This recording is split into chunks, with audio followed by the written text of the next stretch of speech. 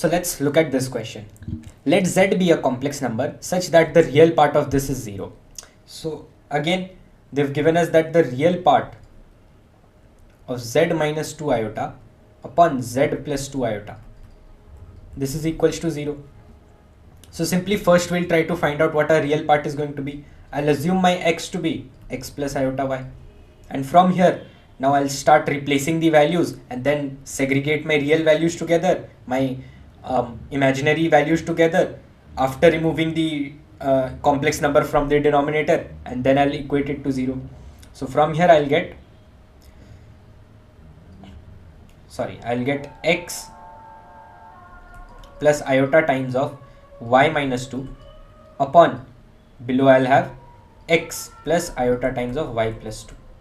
So this is what I'm going to have. So I'll simply multiply with x. I'll simply multiply with x minus iota y plus 2, and in the numerator as well I'm multiplying it with its conjugate. So from here, what am I going to get? This would become x square and here I'll take all the real values together. So I'll have iota into iota would give me minus 1, and this minus would make it plus 1. So here I'll have y square minus 4 plus I'll have some iota values. I'm not going to calculate it now because I am only concerned with the real value of this, and in the denominator I'm going to have x square plus y plus 2 whole square. So what is my real part in this entire function? I'll write it here. So my real part is basically x square plus y square minus 4 upon x square plus y plus 2 whole square. Now this thing is equals to 0 as per the question. Now in the denominator you can see that x square is always going to be positive, y plus 2 whole square, this is always going to be positive and is going to be greater than 0. So that means I can cross multiply this thing now. So this would become x square plus y square is equals to 4. So this is one equation that I've gotten, and I've understood that z is basically in the form of a circle which has its radius as 2. So z is in the form of a circle. Now what have they asked to us in the question? We need to find out the maximum value of z minus 6 plus 8 iota. So what would be the maximum value? Of course, we know whenever we have, let's say, z minus z1, so it ranges from modulus z plus z1. I hope you all know this thing. We can segregate it out, right? So it is going to be always less than z plus z1, because the major thing is here that in my z I'm going to subtract z1. So of course it is going to come out to be minimum, right? So I can write it in this way also. So this can be written as z minus 6 plus 8 iota. This would be less than equals to modulus z plus, here I would have minus 6 minus 8 iota. Sorry, since there is a minus sign here, so this would be minus only. Sorry for that. So I've taken the minus common here. I've taken the minus inside my variable, or simply I can let's say remove this minus as well. So what would this value be always greater than? So my z, modulus z, what is my modulus z? Root under x square plus y square. What is my root under x square plus y square? It is 2 plus, what would be the modulus of this? This would be 6 6 are 36 plus 64, which is 100. Root under 100 makes it 10, and 10 plus 2 makes it 12. So I am always going to have z minus 6 plus 8 iota less than equals to 12.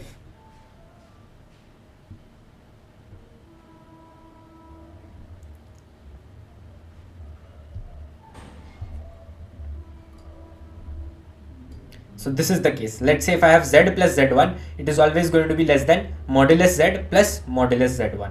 So I can write down my entire equation in this format now.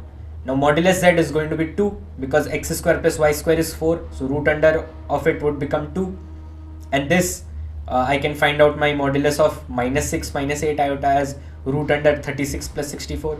It would come out to be 10, and we have 10 plus 2, 12. So if my this value is always going to be less than equal to 12, that means what would its maximum value become? Its maximum value would be 12. So this becomes my answer. So this is how, again, the same concepts that we did in our practice problems as well, the same things have been applied here. You can use this to solve your questions. Let's look at this question now. Let z be a complex number such that z plus 2 is equals to 1 and imaginary part is this. Then the value of real part of this is. So since I've been given modulus z plus 2 is equals to 1, I'm going to assume my z to be x plus iota y. So from here, what am I going to get? This would become modulus of x plus 2 plus iota y is equals to 1. So from here, after squaring, what am I going to get? This would become x plus 2 whole square plus y square is equals to 1. So I'll let this equation be as it is for a moment. So basically this is a circle with center as -2, 0 and the radius is 1. Now let me solve for this imaginary part of z plus 1 upon z plus 2. So what would this equation become? Z plus 1 upon z plus 2. This can be written as x plus 1 plus iota y upon x plus 2 plus iota y. Now of course I'm going to multiply x plus 2 minus iota y in the denominator as well as in the numerator. Now I need only the imaginary part, so I'm going to multiply only the imaginary terms. I'm not going to multiply each and everything and waste my time. So simply I'll multiply all the imaginary terms. X plus 1, it needs to be multiplied by minus iota y, so I would have minus y x plus 1, and other term would be plus y x plus 2. So this would be my other term, divided by, here I'm going to have x plus 2 whole square plus y square, and this value, this is the imaginary part. They've told us that this is equals to 1 by 5. Now since this is equals to 1 by 5, we know the value of x plus 2 whole square plus y square, it is basically 1. So from here, what do we get? Minus xy minus y plus xy plus 2y, this is equals to 1 by 5. So from here, minus xy plus xy gets cancelled out and we get y is equals to 1 by 5. So this is one value that we've gotten for our complex number z. So y is equals to 1 by 5. Now I'll put this value in this equation. I'll get x plus 2 whole square to be equal to 1 minus 1 by 25. So it would become 24 by 25. And here I would ultimately have my x as minus 2 plus minus root under 24 by 5. So this is what my x is going to be. So now I've gotten my x, now I've gotten my y. Now simply I can write down what my z is going to be, and I need to find out the real value of z plus 2 conjugate. So if I try to replace my values of z here, my x is basically minus 2 plus minus root under 24 by 5 plus 2 plus iota y. So this is what my value is going to be. Now I have to take the conjugate of this entire term. So what would my conjugate become? Firstly, I can cancel out 2 and minus 2. So I would have real of plus minus root under 24 by 5 minus iota y. This would be my conjugate. And what would be the real value of this entire term? It would be plus minus 24 root under by 5. Again, the conjugate does not matter here because the conjugate would be of the imaginary part, right? And we need to take only the real part. And we need to take the modulus of this. So the modulus of this, what is it going to be? Root under 24 by 5. If I was to simplify this, I can write it down as 2 root 6 by 5. So this becomes our answer. Again, the same concepts applied. Simply replace z by x plus iota y. Solve whatever has been given to you in the question. Find out your answer. Let's look at one more final question. If this set belongs to, of course, z belongs to complex number. Real part of z is 3. This is equal to an interval this. So we have to find out the value of alpha and beta. Basically, we need to find out at which interval this real portion is entirely going to lie on. So I need to again assume my z to be x plus iota y. However, in the question they've told us that the real part of z is 3. So I can assume my z to be 3 plus iota y. Now I'll start replacing the values in the equation. I have z minus z bar plus z bar upon 2 plus 3z plus 5z bar. So first of all, for my easy calculations, I'll write down my z bar here as well. It is 3 minus iota y, and I'll also multiply z bar separately. So what will I get if I multiply these two equations? I'm going to get 9. I'm going to get 9 minus iota and plus iota. This would make it plus 1 plus y square. So I would have 9 plus y square. So now let me simply just start replacing the values. This would become 3 plus iota y minus 3 plus iota y plus 9 plus y square divided by 2 plus 3 3s are 9 plus iota 3y plus 5 3s are 15 minus iota 5y. So from here 3 and 3 gets cancelled out. We would be left with 9 plus y square plus iota into 2y. And in our denominator, what are we going to have? We would be left with 2 plus 9 makes it 11, 11 plus 15 makes it 26, plus iota times of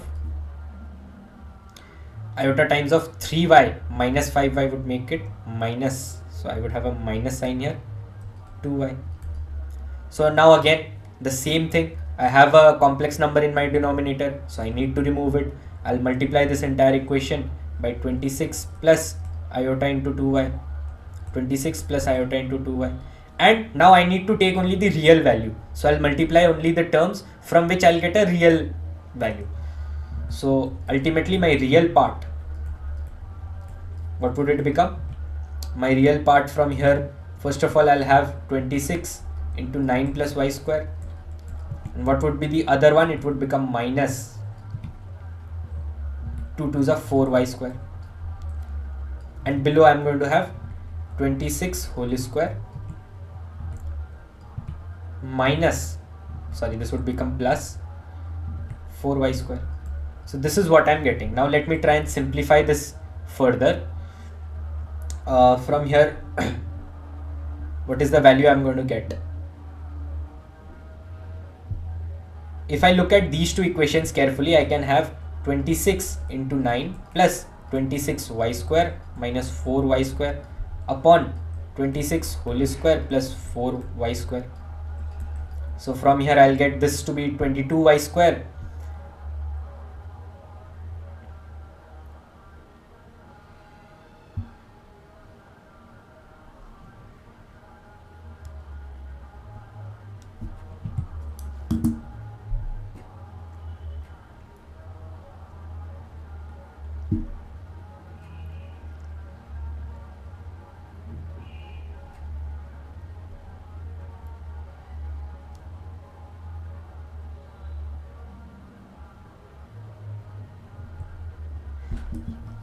Yes, so now my major motive would be to make y square in such a way that I have in only one term, I have my y square.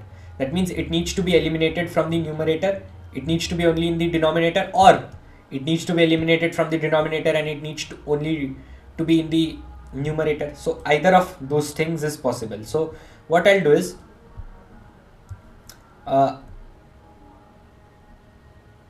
I'll take 1 by 8 common from this entire equation. If I take 1 by 8 common, from here I'll have 2. So this would become 13 square. So basically I've taken 2 common from here and this would become 4 into 2. That means I'm multiplying the numerator and denominator by 2 so that I can take 1 by 8 common. And if I take 1 by 8 common, what would I have been left inside?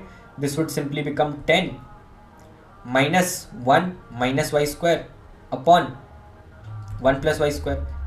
Basically I'm trying to remove the coefficient of y. So if I remove the coefficient of y, this is what I'm going to be left with. I've taken 4 common from the denominator and I've taken 22 common from the numerator, so that my coefficient of y square gets eliminated.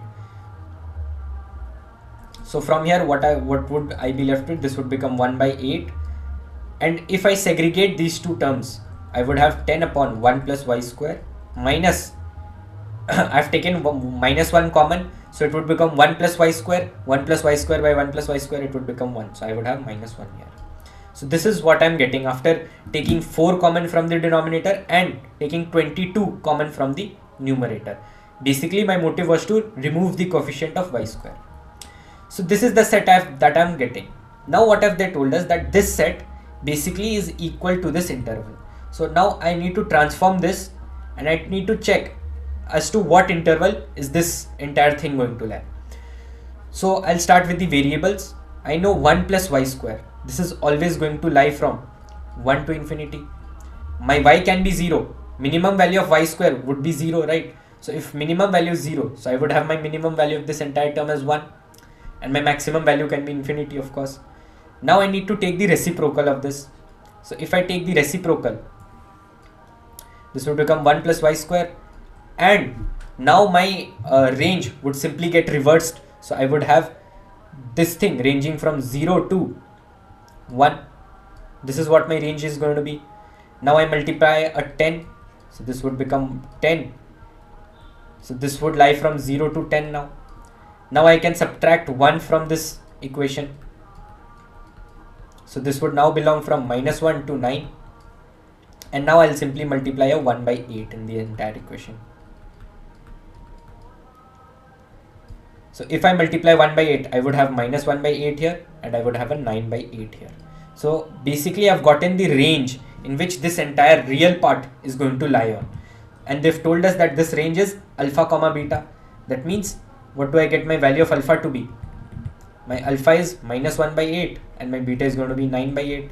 So I've gotten my alpha and beta. Now I need to find out the value of 24 beta minus alpha. And if I find out beta minus alpha, it is going to be 10 by 8. So from here 8 cancels this 3 times, we get 30 as our answer. So again, the same tricks applied. The only thing new here was that they used the concept a little bit of ranges as well. So again, this thing is, you've done this a lot when you've studied functions, sets and relations. So this finding out the range is also not a very difficult task for us. So that was all mostly in this chapter. You can see that the questions that are generally asked are mostly of same types. The major thing that you have to do is replace z with x plus iota y, and from there you will get your answer. So that was all for this chapter. Thank you.